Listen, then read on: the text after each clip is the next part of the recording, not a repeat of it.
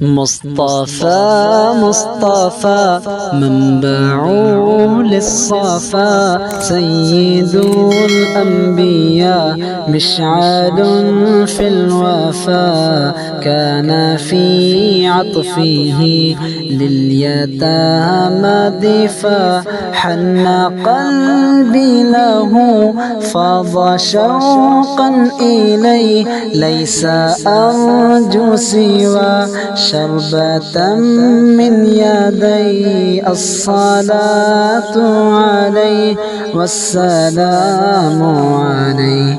للسماء ارتقى فأتى بالنقى، وغدا وجهه نيرا مشرقا، كان من عفوه حين حان اللقاء، قال فلتذهبوا وانتم طلقا.